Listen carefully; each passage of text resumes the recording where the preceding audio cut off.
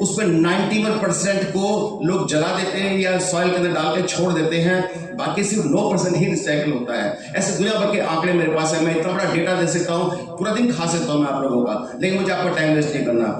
मेरे दिल में देश के प्रति मेरा दिल धड़कता है, रोता है इस बात को सोच सोच कर कि जो इतनी बड़ी वैल्यूएबल चीज थी उसका क्या कर डाला हम लोगों ने, कचरा बना के छोड़ दिया। समाज को कितना नदी हो, नाले हो, मतलब कितने पशु पक्षी हो, किसी को नहीं बख्शा हम लोगों ने, सबको बर्बाद कर डाला, प्लास्टिक खिला कर मार डाला। छोटे मुंह के हाथ में पुप्सी देने से लेकर के और जब तक जीवन में बड़े होते हैं कितनी बार माइक्रो प्लास्टिक हमारे पेट में चला गया, हमारी इम्यूनिटी बदल गई, किसी को चिंता ही नहीं इस बात की, लोग क्यों बीमार पड़ रहे हैं। तो मैं आपको कहना चाहता हूं दोस्तों, हमने क्या किया, मैंने एक ऑपरेशन शुद्धि के नाम से एक मिशन लॉन्च किया, बहुत बड़ा मिशन है मेरा। मैं पूरे भारत के अंदर क्रांति चलाना चाहता हूं, मैं इस पूरे देश को जगाना चाहता हूं, कहना चाहता हूं कि हमारा मॉडल किसी का मोहताज नहीं है पैसे का, मुझे नहीं चाहिए किसी की फंडिंग, किसी का CSR फंड, मुझे सिर्फ लोग चाहिए वॉलंटियर जिनके दिल में देश के प्रति जो आस्था है, आप मानते हैं तो मेरे ऑपरेशन से जुड़ जाएगा।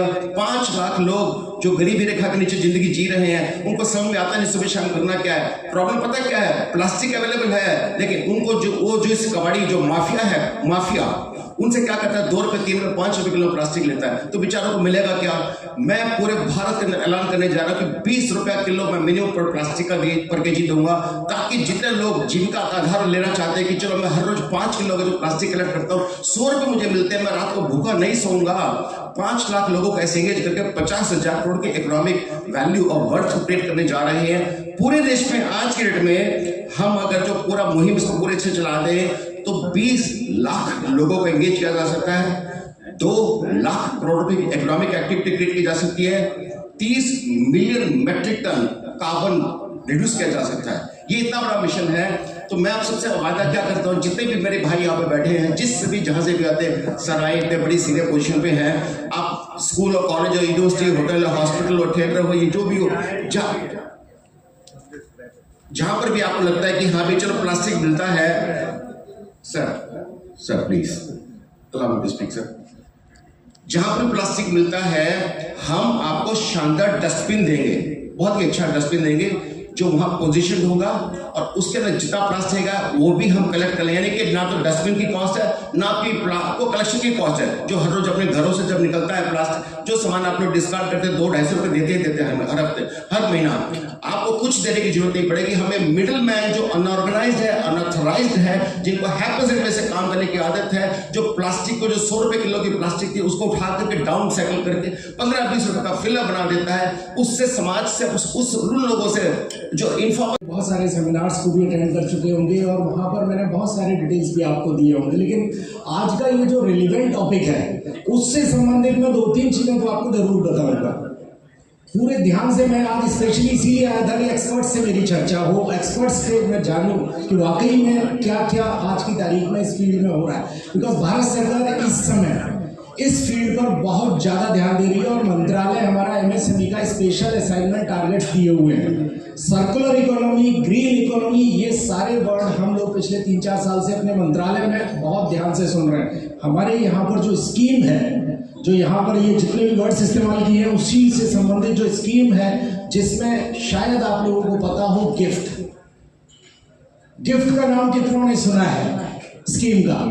मैं बता देता हूँ, ये बहुत बढ़िया हमारे मंत्रालय की स्कीम है जिसके माध्यम से हम MSMEs को सपोर्ट कर रहे हैं। जो लोग ग्रीन MSMEs में कुछ ऐसे इक्विपमेंट्स खरीदना चाहते हैं, कुछ ऐसे पैसे की ज़रूरत है उन्हें, और वो अपनी MSMEs में कुछ ऐसा लगाना चाहते हैं, उसकी करीब 892 टेक्नोलॉजीज़ की लिस्ट है, ऑलरेडी स्पेसिफाइड है कि ये ग्रीन टेक्नोलॉजी है, ये मशीनें हैं, इनको आप खरीदिए। 2 करोड़ तक का उसमें अगर आप मशीनों में इन्वेस्ट करते हैं, बिकॉज यहाँ सुबह से 3-4 टॉपिक पर चर्चा हुई है, पैसे पर नहीं हुई, तो पैसा मैं आपको अपनी स्कीम से दे सकता हूँ।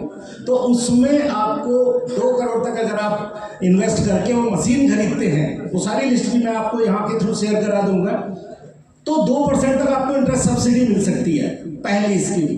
दूसरी स्कीम है स्पाइसेस, जिसके माध्यम से हम लोग आपको जो हमारी करीब 116 टेक्नोलॉजीज ऐसी हैं, आप गूगल भी करेंगे ना, स्पाइस डालिए MSME स्कीम, सारा डेटा मिलेगा आपको। उसमें वो सारी मशीन्स जो यहाँ पर मेंशन की हैं सारे एक्सपर्ट्स ने, वो सारी मशीनों को प्रोक्योर करने के लिए अगर आप 50 लाख रुपए तक का इन्वेस्टमेंट अपनी एंटरप्राइज में करते हैं, तो स्टेट में 12.5 लाख रुपए की 25% की आपको सब्सिडी है।